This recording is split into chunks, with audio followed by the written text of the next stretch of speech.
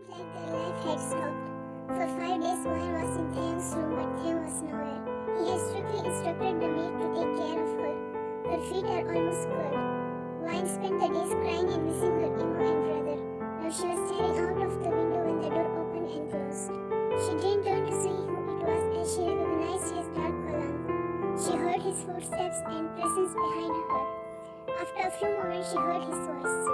Wine, I want to talk to you, he said, but she didn't even budge. Wine, he stopped noticing her feet. Why the hell are you standing? Your feet are still sore. She remained silent. He held her shoulders and turned her towards him. Wine stared at him with cold eyes and yanked his hands. Don't touch me. She emphasized each word. 𝐾𝐚's heart clenched, noticing the oddity in her tone.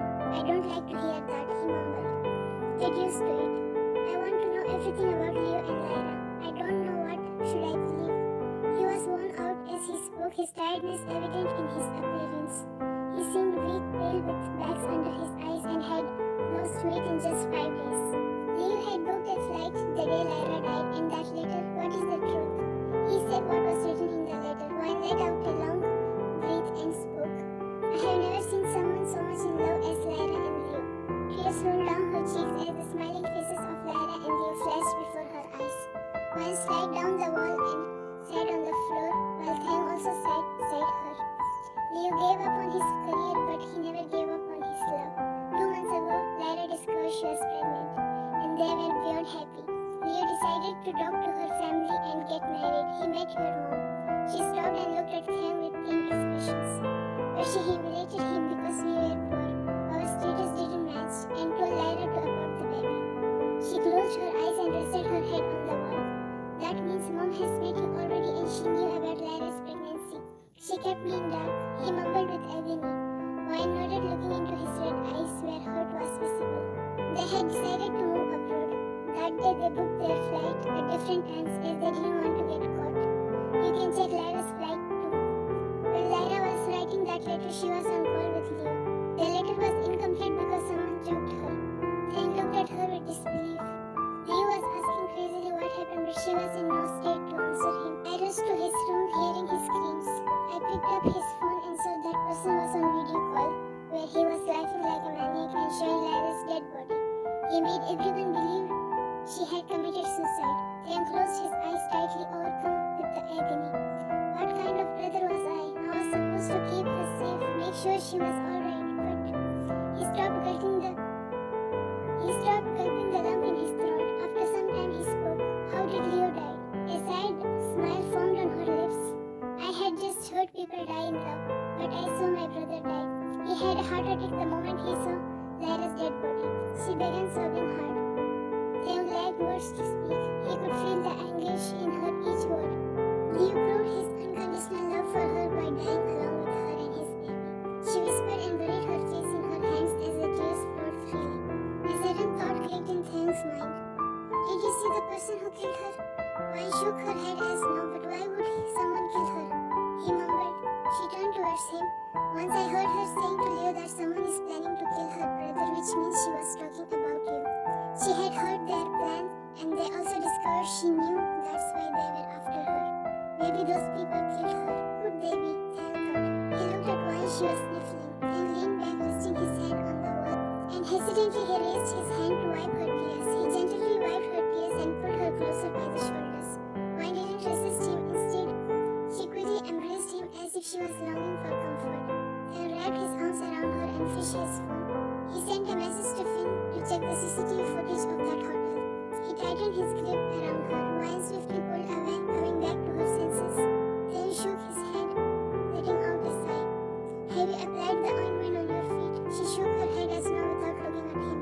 𝐾𝐚 stood and picked the ointment from the nightstand. I can do it myself, she said in a low tone and internally facepalmed herself for hugging him.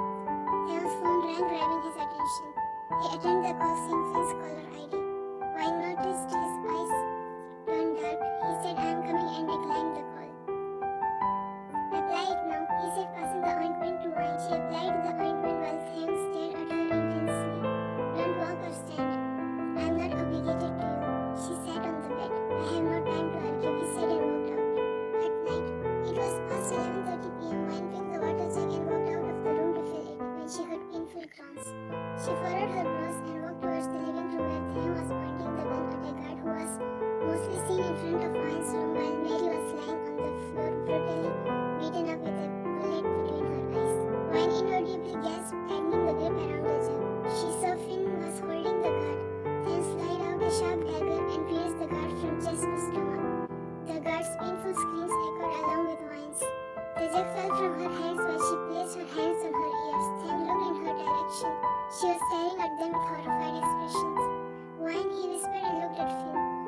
clean this up, he said and walked towards Wine. She was stepping back, shaking her head with teary eyes.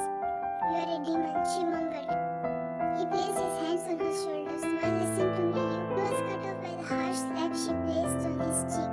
I haven't seen someone so heartless and cruel as you, she whispered, grabbing his collar. You're getting it wrong. He held her hands. Wine yanked away his hands.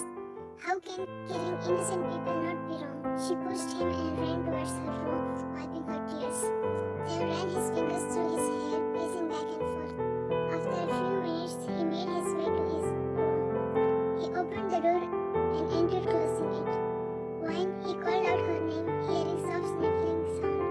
Wine was lying on the bed on her stomach with her face buried in a pillow. I don't want to see you. She felt him sitting beside her. Wine, can I sleep here tonight with you? He asked, burying his face into her hair. She swiftly slid straight and past him at her stare and opened her mouth to speak.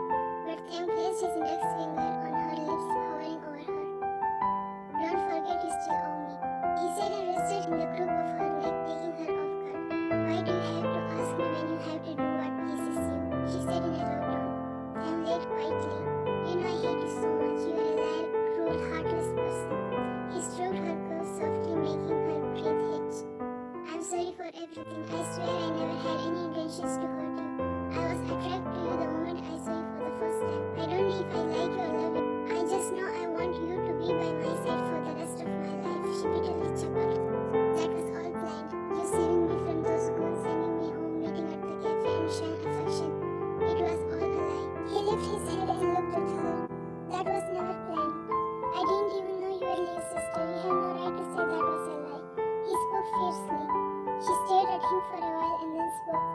Lara used to say there's a rumor that you are cold, heartless, and ruthless, but she believed her brother was soft, kind, and a very caring person. She spoke in a state of trance while tears rolled down her eyes. What about you? How did you believe me to be? He asked, stroking her cheek with his thumb. I wish you were the person I and Lara believed you to be, but you turned out to be exactly as others described you. Tim pressed his forehead against her. You killed those innocent people brutally. Pointed the gun at Imo, hostage me. She began sobbing. Tim kissed away her tears. The most hurting part was you and your mom made me repeat several times that Leo is dead. Can you imagine the pain of repeatedly acknowledging our loved one's death? It's incredibly difficult to say they are gone, especially when we had such a strong bond. Tim switched his position and cradled her. He felt her each tear in his heart. He didn't speak anything. I hate you, she mumbled. I can't bear your hate. Please don't hate me. What do I have to do to gain your forgiveness? If I disappear, will you forgive me? Will you run for me and tell me that you don't hate me anymore? He asked in a low tone, trailing his fingers softly in her hair. Wine's heart clenched for a moment, but she ignored it and spoke. I don't know all that. I just know that I don't want to see you ever again. Tim let out a sigh and nodded. If it makes you happy, I will make sure not to come in front of you ever again, he said, pulling away and stood. And stared at his back. You will no longer be hostage.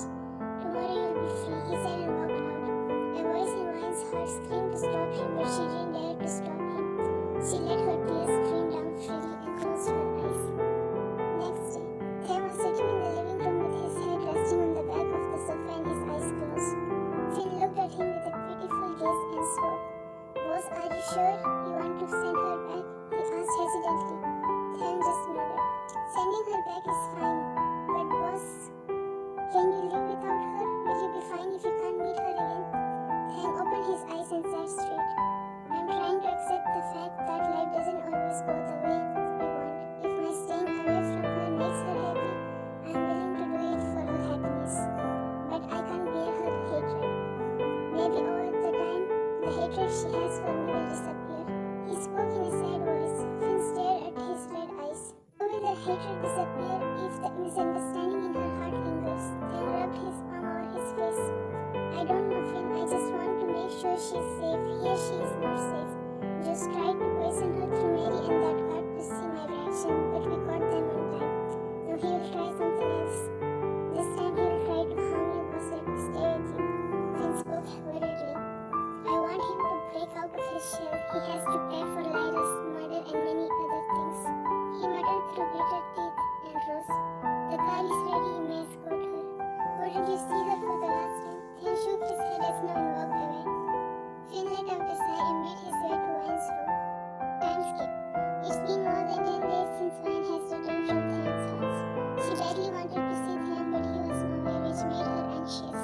She realized she had been falling for him ever since they met.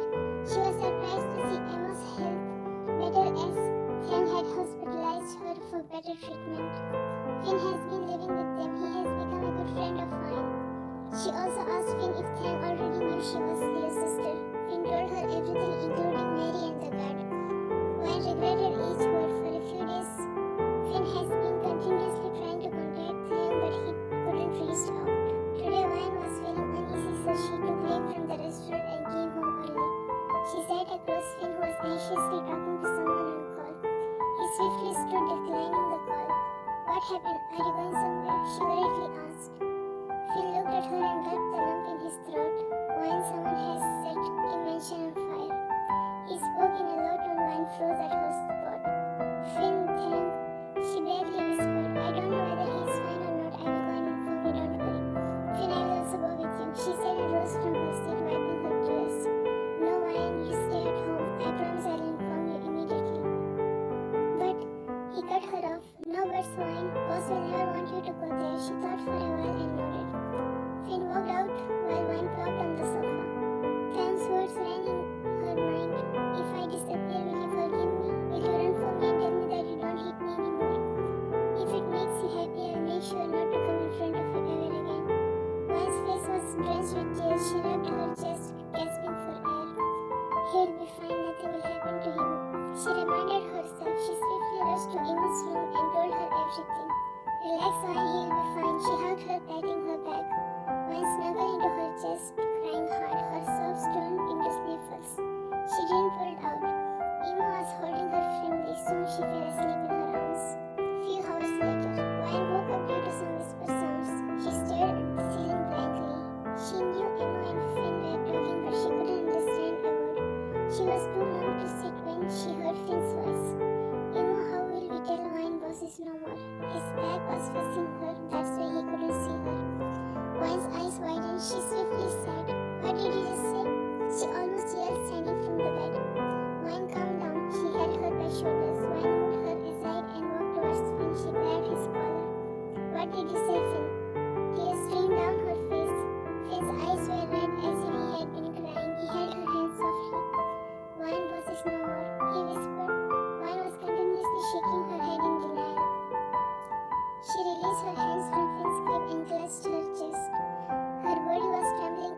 Her heart hammered against her chest. Her vision blurred and her palms were clammy. She fell back on the floor, but Finn was fast enough to hold her. 𝐌𝐚, look at me, he anxiously said, patting her cheeks. Emma rushed to bring water. 1 month later. 1 month passed since 𝐾𝐚 passed away. 𝐌𝐚 has become as if she is robot. She doesn't talk until Finn and Emma talk to her. She finished her sentence with yes, no, okay, and I don't know. Finn didn't leave her side even once. Every day 𝐌𝐚 visits the cafe and walks around the medical store where she met 𝐾𝐚 for the very first time. She felt many times as if someone follows her, but she ignores it. Now it was 8:30 p.m. She came to the same place where she met 𝐾𝐚. She felt footsteps behind her. Her heartbeat quickened. She clutched the hem of her shirt and shut her eyes tightly. Little girl, let's have some fun. She assumed the guy to be drunk. She wanted to run, but her legs were numb. She felt him right behind her back. Don't you dare to touch her. She heard a growl which seemed familiar, but her mind was blank and her body was numb to react. She didn't know what was going behind her. After a few moments, she felt a hot breath on her neck. Kitten, open your eyes, you're safe. She snapped open her eyes, hearing the familiar voice. 𝐾𝐚, she inaudibly whispered and turned towards him. He was staring at her intensely. 𝐌𝐚 was frozen at her spot. They were quiet. They locked eyes, quenching a month-long thirst as if their gazes held the power of hydration. 𝐌𝐚 snapped back to reality and was about to step forward to him, but stopped, hearing a feminine voice. 𝐾𝐚, both of them looked in the direction of the voice, where a beautiful girl was standing, waving at 𝐾𝐚. 𝐿𝐲, 𝐌𝐚 heard him say. 𝐿𝐲 rushed towards them and threw her hands around 𝐾𝐚. 𝐿𝐲, what happened? He said, patting her head. 𝐿𝐚 began taking steps backward with teary eyes. Soon she found herself running towards her house. She closed the door behind her and wiped her face.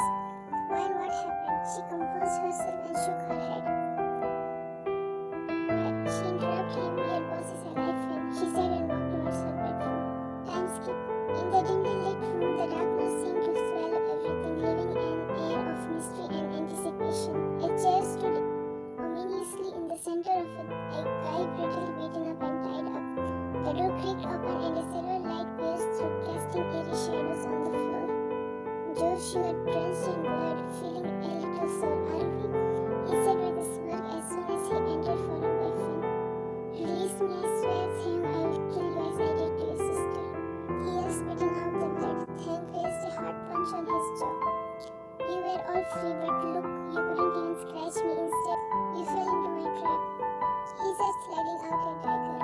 You really thought I burned into ashes in that house? He began laughing. That was to break you out of your shell, which I did. Josh opened his mouth to speak, but Thing stabbed the dagger into his left eye. Josh's screams echoed in the silent room. This is nothing, dear cousin, you have to bear a lot. You killed my sister and tried to hurt my wine. He pulled out the dagger with his eye hanging from it. Thang gestured Finn, who walked out and came after a few minutes, followed by the guards who brought boiling wax. They kept it in front of Thang while Josh was screaming and crying out of pain. Thang dipped the bucket into the wax and spilled it over Josh. His painful screams echoed. Thang laughed, seeing him in pain. A satisfied smirk twitched on his lips. Don't let him die. Torture him to death, he ordered and walked out. Was these days why he seemed her co-worker? He said, walking behind him. Thang stopped and turned towards him with a death stare. She is Miss Wine for you. He grabbed Finn by neck. Finn chuckled. She will choke me if I call her Miss Wine. Thang released him, rolling his eyes. Why is she seeing him? I don't know. Since the day you met her, she has been acting weird. I will take care of it. You go and sort out everything with that Zoe. She keeps clinging onto me when you push her. He stopped and looked at Finn with wide eyes. Bastard, it's because of you. That day Zoe hugged me in front of Wine. She must have misunderstood us. He said, running his fingers through his hair, and walked out, leaving Finn behind. Night. Wine was silently walking home with her co-worker Kylan. Their hands brushed. Wine subconsciously moved away from him. Wine, you haven't answered me yet. Will you marry me? He stopped looking at her. Wine stared at him blankly. Kylan stepped forward. I know there's something that's holding you back, he said, and hesitantly placed his palm on her cheek. Wine was about to move away his hand, but stopped hearing Thang's voice. Move back your hand before I break it. He strode towards them and pushed him away, making him stumble. Wine gasped, staring at Thang with disbelief. Who are you? Thang smirked. I'm Wine's fiancé. We are getting married soon, though you may leave, or else I will give you special treatment. Thang's dark tone made him stiffen for a moment. Kylan glanced at Wine and walked away. What the hell do you think you are doing? She muttered. Stay away from me, I will marry Kylan. Thang stepped closer to her. Don't ever say someone else's name. You are mine, just mine. He spoke furiously. How could you think of marrying someone else when you have feelings for me? I don't have any feelings for you. I hate you. Really? Then resist me if you can. He said, grabbing the nape of her neck and smashed his lips on hers. Wine gasped, clutching his shirt. The moment their lips met, a surprising calm washed over her, carrying her anger away on a gentle breeze. Her heart raced, cheeks flushed, and a mix of surprise, excitement, and desire consumed her in that electrifying moment. Thang pulled out, feeling her tears. She began sobbing and circled her arms around his neck, snuggling into his chest. I hate you. You deceive me every time. You even faked your death. Thang pulled her even closer, tightening the grip around her. I never deceive you. I faked my death to break out your shell. And that girl, she whispered over his chest. She is my cousin Zoe, Josh's sister. Finn and Zoe were dating when she went abroad. That day she meant Finn, but he gave her a silent treatment. That's why she hugged me. Wine stayed silent and pulled out after a few moments. Where is your mom? How's she? Thang smiled softly, wiping her face. She is home and fine. That fire and all were part of my plan. Wine nodded, staring at him.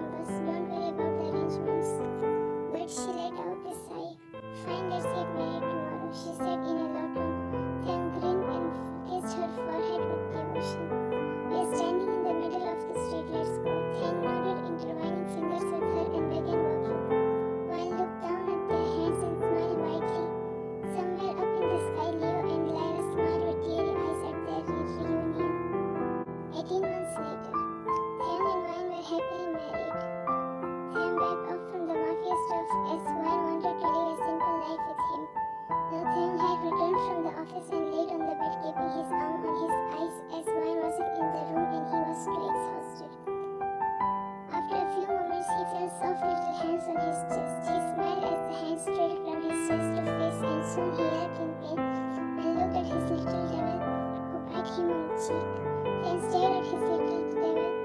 Chocolate was spread all over his mouth. Dirty boy, he mumbled and left him in his arms to wipe his mouth. The 17-month baby giggled. Stop laughing, you have snatched away my wife from me. She doesn't give me time anymore, just because of you. Remember her soul, heart, breath, everything belongs to me, just me. You came between us, but don't worry, dirty little devil. I will send you to Grandma's house for 3 months. He completed and kissed his cheeks, but he began crying instead. Don't even think then, I will not send away my baby. She came out of the washroom and said, their little devil began wiggling Thank's arms and Thank pout. Wine left the baby. My son is hungry and sleepy, she mumbled, kissing his cheeks. Then laid on bed, watching them intensely. Wine fed him, and now she laid him beside Thank, patting his back gently. Thank closed his eyes and smiled, but soon opened it, feeling his soft hand on his face. Such a devil, he won't let me sleep peacefully, he mumbled. Wine chuckled and moved back his hand. You are exhausted, he hummed in response. Wine sat beside him and softly trailed her fingers in his hair. Then pulled her. She landed on his chest, then tucked the hairstrand behind her ear and began trailing kisses